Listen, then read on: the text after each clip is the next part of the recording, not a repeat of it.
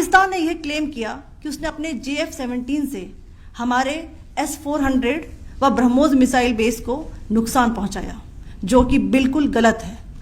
दूसरा, उसका यह भी मिस इन्फॉर्मेशन कैंपेन था कि हमारी एयरफील्ड्स जो कि सिरसा, जम्मू, पठानकोट, बठिंडा, नलिया और भुज में हैं, ये उसका मिस इन्फॉर्मेशन भी बहुत गलत है।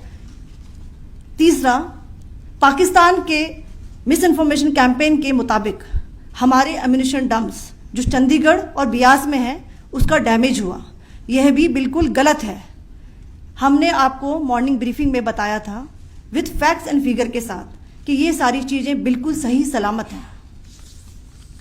अब मैं आपको बताना चाहती हूँ कि पाकिस्तान के एक प्रेस कॉन्फ्रेंस में ये बात की गई थी कि उनके सीनियर मिलिट्री ऑफिसर्स जो कि पूरी तरह से ये भ्रामक हैं और तथ्यों से दूर हैं कि पाकिस्तान की ओर से ये झूठा आरोप भी लगाया जा रहा है कि भारतीय सेना ने मस्जिदों को नुकसान पहुंचाया। मैं इससे बिल्कुल स्पष्ट करना चाहती हूं कि India is a secular nation और हमारी सेना भारत के कॉन्स्टिट्यूशनल वैल्यूज की एक बहुत प्यारी झलक है।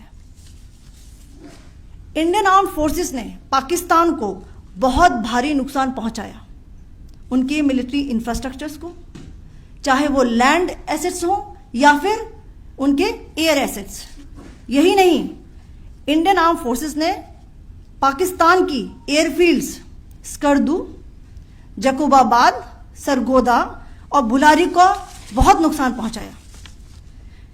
इसके अलावा पाकिस्तान के air defence system, radar system, उनको भी एयर स्पेस में अनटेनेबल किया।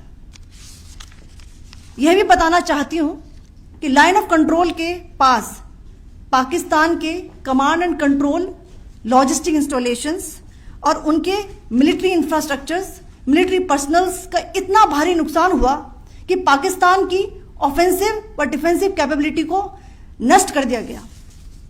अंत में मैं फिर से ये बात दोहराना चाहूंगी, इंडियन आर्म फोर्सेस पूरी तरह से तैयार है, सतर्क है और भारत की संप्रभुता और अखंडता की रक्षा के लिए पूरी तरह से कमिटेड है।